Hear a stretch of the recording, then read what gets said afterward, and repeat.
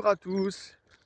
Aujourd'hui, toujours dans la veine et l'énergie créatrice puissante du printemps, je vous partage les techniques de sophro-relaxation. Première technique, celle du docteur Vitoz, qui sont celles du relâchement par les actes sentis de pleine conscience. Cela veut dire que, par exemple, je vais bouger le bras et identifier, sentir ce qui se passe dans une zone précise. L'épaule, par exemple.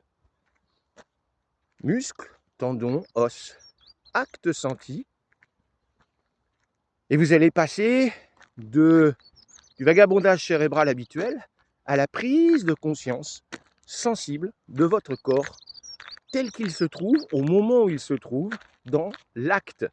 Évidemment, tout ça est valable et faisable à l'infini.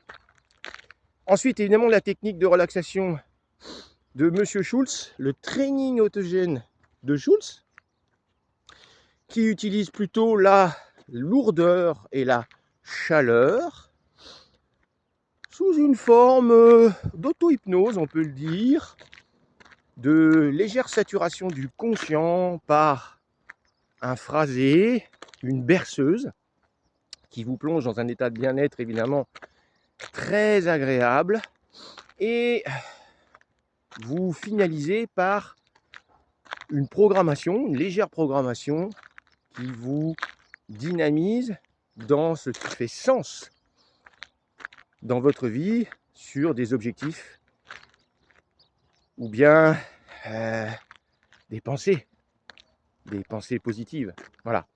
Schultz. Vous avez également la technique du docteur Jacobson, tension détente. À partir du moment, c'est bien connu dans le monde du sport, vous identifiez la tension, vous allez pouvoir mieux identifier la détente. À partir de là, vous êtes plus efficace.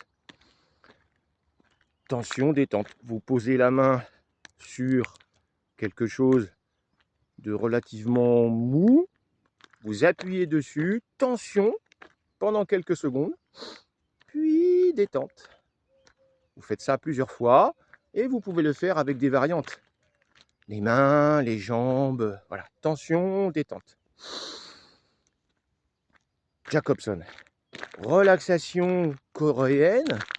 Évidemment, là, on est allongé et nous partons des pieds, nous remontons jusqu'à la tête avec des mouvements, des micro-vibrations qui permettent d'identifier chaque secteur corporel par un massage et des sensations, des ressentis sur des mouvements qui vont évidemment aussi faire bouger la colonne vertébrale et donc activer l'effet central de ce centre du corps qui nous permet de tenir debout, qui est évidemment capital.